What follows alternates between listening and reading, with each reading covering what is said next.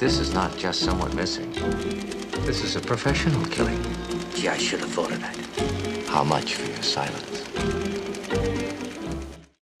You're thinking about Joanna, aren't you? Yeah, I'm just taking off like that.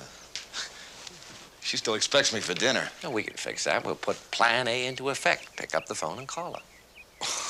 What am I going to tell her? The man is too square for words.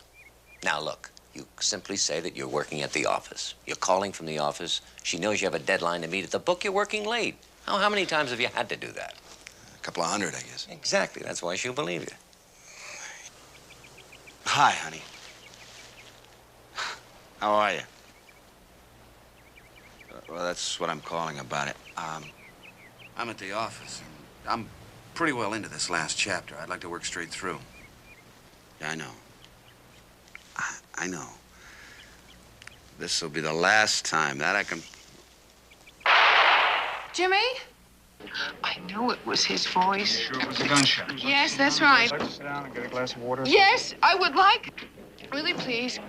Because I really feel stupid and I just really want to clear my head. You didn't see me in there because I left before you got in there. And you know why? Because it's so smoky in there and so noisy in there that I just had to come outside and get a breath. Oh, I think I better get back. Now, look, wait a minute. I think you've answered enough questions, and I'll call him and I'll tell him you're with me. Okay? Well, what about Ken? Why isn't Ken here? I don't know why he isn't here. Is that Mr. Franklin, the other half of the writing team? Yeah, the other half of the team. Oh, Ken. Joe. I know. Just take it easy. I drove up here as fast as I could. Is there anything new? No, not yet. Joe, it's incredible. I just saw him this morning at the office. Oh, I'm sorry, Ken. Lieutenant Columbo, Mr. Franklin. How you doing? Well, the question is, how you doing, Lieutenant? Have you come up with any leads, any clues? It's a little early for that. Early. Seems to me your men are standing around just marking time. See, if Mrs. Melville were on this case, oh, she'd be leaps and bounds ahead of you by now. Is that the lady in the books? That's right. You see, she would have figured it out that this is not just someone missing. This is a professional killing. Look at that.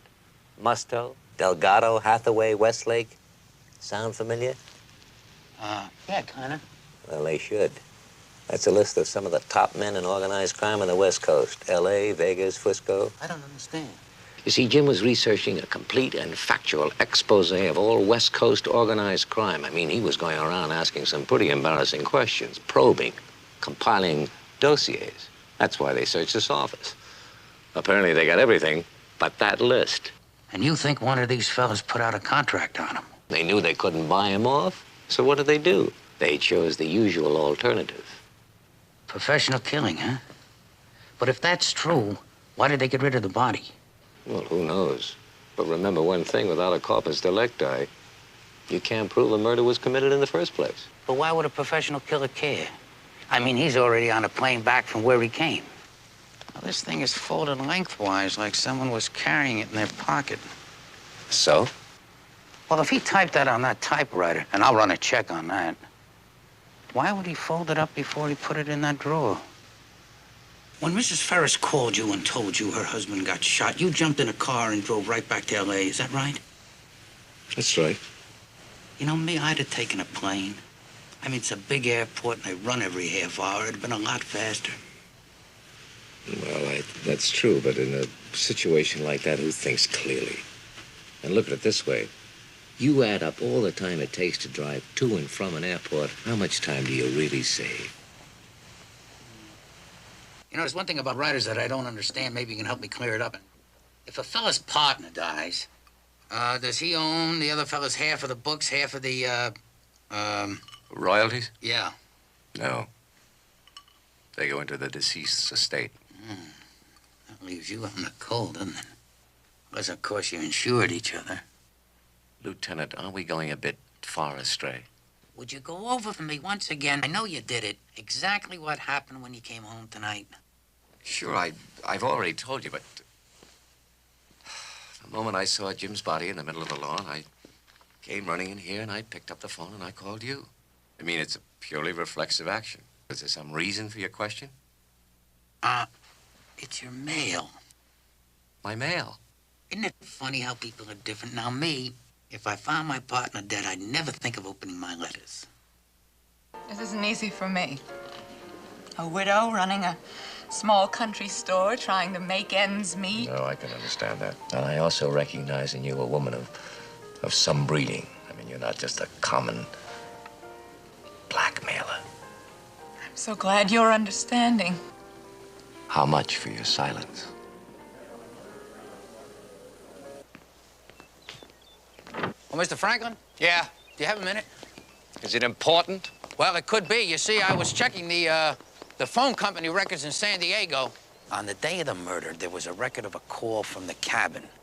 It was a call to the Ferris house in Los Angeles. I see. And now you're wondering whether I can explain that, is that right? Oh, I'm sure you can. Oh, you're right, I can. But you see, you would have saved both you and me a great deal of trouble if you'd checked with Joanna Ferris first. She would have explained to you that I'd spoken to her from my cabin, telling her that Jim and I had patched up our differences. But I'm afraid I'm getting a little tipsy. What's wrong with that? I don't know if I can trust you. I'll just keep it for a day or two. I've never seen so much money in my life. Well, maybe we can do the next best thing.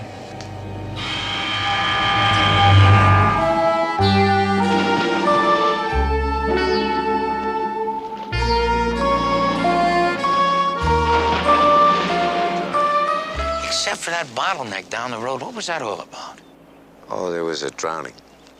Well, what was it, a fisherman? Well, I heard someone say it was a local woman. A Miss Lasanka or something? Something like that, yeah. Yeah. Did you know her? Not really, no. I was just wondering because when I was in the kitchen before, I noticed a grocery box with her name I on it. occasionally buy supplies there, sure, like anyone else who lives around here. I think she was the one that drowned. Well, if it was her, I'd be very sorry. She was always very friendly. Yeah, that's a shame. Oh, you did know her? Lieutenant, I know a lot of people without really knowing them. So you don't think I'm going to be able to find a cabin to rent, huh? Best bet is to go down and check with some of the local real estate people. Uh-huh. Because I think it'd be fun to be neighbors for a couple of weeks. Yeah. Say, what kind of nightlife do you have around here? Nightlife? None. No partying? Just sleep and crickets. Yeah, I was just wondering because, you know, I didn't want to barge in on you today unannounced. Well, I'll follow you. No, last night I called to tell you that I was coming, but there was no one at home. Didn't she have a bruise on her head? How did you know that, Ben? Oh, come on, Sergeant. Doc Webster told us. All right, so there was a bruise. Probably a result of the boat capsizing and rendering her unconscious. Any indication the lady was under the influence? I can't ascertain that until we see an autopsy report. The doctor's working on that right now. Sounds like drinking to me. Could she swim? How in the world would I know a thing like that? I wasn't married to the lady. Any living relatives? I don't think so. Somebody said she was a widow. What about the rowboat? Rowboat? What about it? Well, who did it belong to? Where'd it come from? Belonged to the deceased. I've got witnesses. This is all conjecture, gentlemen. I mean, there's no way of telling. Maybe she did. Who knows? It's also possible that she had a heart seizure or she got dizzy. Then you think it was an accident? I certainly don't think it was foul play. You gonna be in your office this afternoon? Absolutely. How long was she in the water, Sergeant? Oh, I don't know. We'll wait till we get the report. We're starting to cover the same old ground here, gentlemen. Now, why don't you meet me in my office an hour from now? Well, we got some more questions here. I'd like to... I'll answer them all then. I'll have the reports, and I'll be able to give you a lot more information. Okay, Sarge, thank you. To my Lily, love always, Ken. I still don't know what this means. It means that he knew her. It means that he knew her not casually the way he said. It means that he knew her reasonably well. You know what I thought? I thought you and I should talk alone. You and I have nothing to talk about. Yes, we do, Mr. Franklin. We have something to talk about. I'm here to arrest you for the murder of your partner. What? Now, it's my duty to inform you of your constitutional rights. Oh, you cut that drivel. I've written that stuff so many times, I know it by heart. And what is this nonsense? You're going to arrest me. I kind of knew it right from the start. It was nothing definite. It was a lot of little things. Little things. Driving back from San Diego on the day of the murder instead of taking a plane. The open mail. Never showing any genuine emotion for a man that you worked with for 10 years. With that, you know what they're gonna do? They're gonna laugh you right out of court. But they're not gonna laugh at the insurance policy, are they? I've got a photostatic copy of it here in my pocket. They're gonna laugh at the fact that you withdrew $15,000, put it back the next day. I've got the book that you gave to Miss Lysanka with your signature in it. You expect to get a true bill of indictment on that trivia? Come on, Lieutenant. I was down in San Diego. So was your partner. That's a provocative statement. Can you prove that? Yes. Not with the witness, because you killed the witness. Suddenly I thought of something. How clever that first murder was. The phone gimmick, working late in the office. Brilliant. Oh, you awarding gold medals today? Yes, for the first one, not for the second one. That was sloppy. Mrs. Melville, she'd have been very disappointed. Well, come on, get to the climax, Lieutenant. You're talking to a writer. Am I? That's not what I heard. And that's the key, that you're not a writer.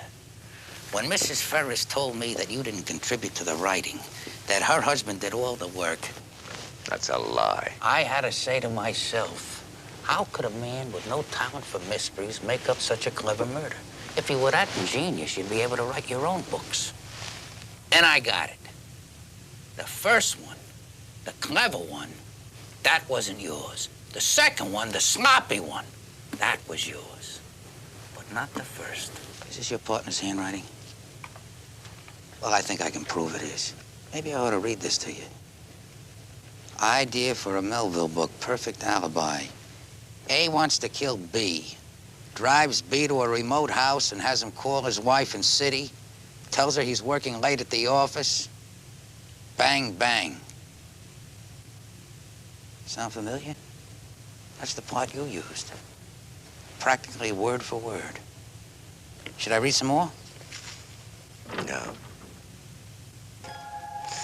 You want to know the irony of all of this? That is my idea. The only really good one I ever had. I must have told it to Jim over 5 years ago. Whoever thought that idiot would write it down? Just one more thing.